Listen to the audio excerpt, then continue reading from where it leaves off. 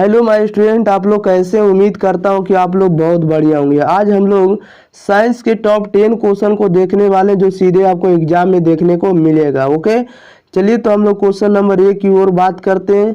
अगर आप लोग हमारे चैनल से नहीं जुड़े तो चैनल से जुड़ जाइए और इनका पीडीएफ आपको Telegram channel study technical classes per day आपको अपलोड कर दिया जाता है। ओके, चलिए तो आप लोगों का काम रहेगा कि चैनल को सब्सक्राइब कर लेना, दोस्तों के पास जरूर बताना वीडियो हमारे कैसे लगते हैं।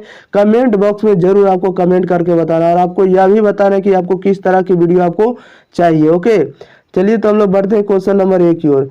1 नंबर में कह रहा है कि निम्नलिखित में से कौन सा बुझा हुआ चूना है। बताइए, निम्नलिखित में से कौन सा बुझा हुआ चूना का सूत्र या बुझा हुआ चूना है।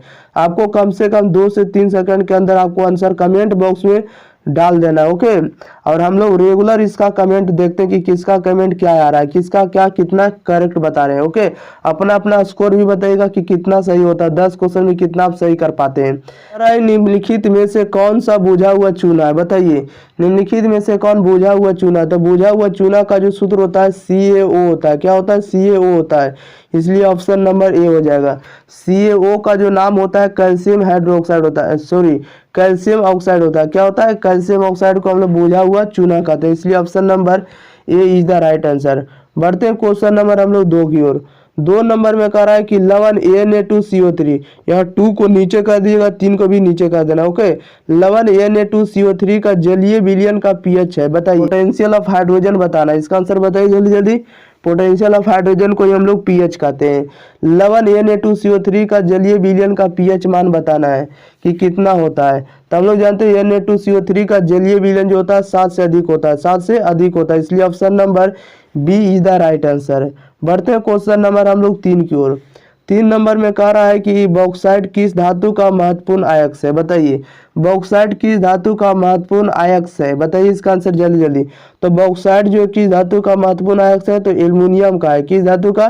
तो एल्युमिनियम का, इसलिए option number C is the right answer. Question number बढ़ते हैं 4 में। क्या कह रहा है?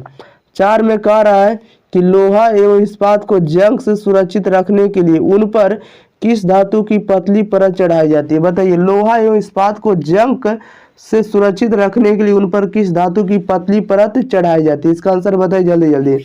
किस धातु की पतली परत हम लोग चढ़ाते हैं जंग से सुरक्षित रखने के लिए? बताइए इसका आंसर जल्दी जल्दी। तो हम लोग जानते हैं कि लोहा एवं इस्पात को जंग से सुरक्षित रखने के लिए उन पर हम लोग जो करते हैं जिंक की परत चढ़ाते हैं। किसका? तो जिंक की पतली परत हम लोग चढ़ाते हैं, इसलिए option number D is the right answer. Okay, question number हम लोग बढ़ते हैं 5 की ओर। 5 में देखिए क्या कर रहा है। 5 में कह रहा है कि किस रासायनिक यौगिक को गर्म करने पर प्लास्टर ऑफ पेरिस प्राप्त किया जा सकता है। बताइए, किस रासायनिक यौगिक को गर्म करने पर प्लास्टर ऑफ पेरिस प्राप्त किया जा सकता है। इसका आंसर बताइए जल्दी जल्दी। कौन से यौगिक है जिनको गर्म करने पर प्लास्टर ऑफ पेरिस बनेगा? तो हम लोग जानते हैं कि जिप्सम को हम लोग जब गर्म करते हैं, जिप्सम को जब हम लोग गर्म करते हैं तो प्लास्टर ऑफ पेरिस का निर्माण होता है या प्लास्टर ऑफ पेरिस प्राप्त होता है, इसलिए option number B is the right answer. Okay, बढ़ते हैं क्वेश्चन नंबर 6 की ओर। 6 में कह रहा है कि एसोटिक अम्ल का IUPAC नाम क्या है। बताइए, एसोटिक अम्ल का IUPAC नाम क्या है। इसका आंसर बताइए जल्दी जल्दी। एसोटिक अम्ल का IUPAC नाम क्या है? तो इसका जो नाम होता है IUPAC नाम जो होता है एथेनोइक अम्ल होता है। क्या होता है? एथेनोइक अम्ल, इसलिए option number A is the right answer. Okay, बढ़ते हैं क्वेश्चन नंबर 7 की ओर। 7 नंबर में कह रहा है कि विद्युत अपघटनी परिष्करण में अशुद्ध धातु को बनाया जाता है। बताइए, विद्युत अपघटनी परिष्करण में अशुद्ध धातु को क्या बनाया जाता है। इसका आंसर बताइए जल्दी जल्दी।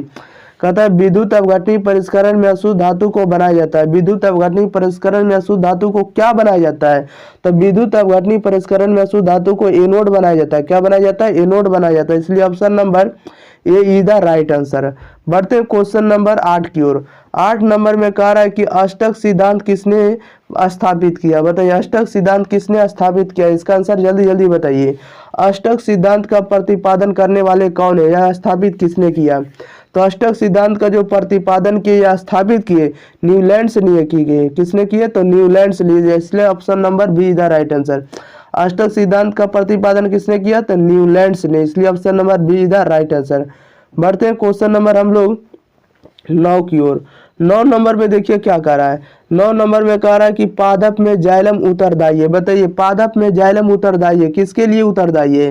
पादप में जाइलम उत्तरदायी है किसके लिए? तो जल का वहन के लिए। किसके लिए?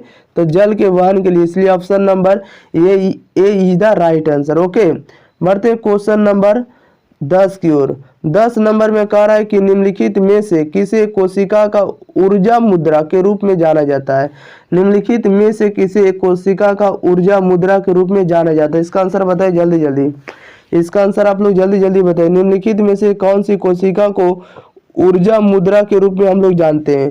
तो इसका जो आंसर बनने वाला है एटीपी बनने वाला है। क्या है? तो ऑप्शन नंबर बी बनने वाला है कोशिका ऊर्जा के मुद्रा। कोशिका ऊर्जा मुद्रा के रूप में हम लोग किसे जानते हैं? तो एटीपी को जानते हैं। किसको जानते हैं? एटीपी को जानते हैं। इसलिए option number B is the right answer. Okay, ATP हो जाएगा। ओके।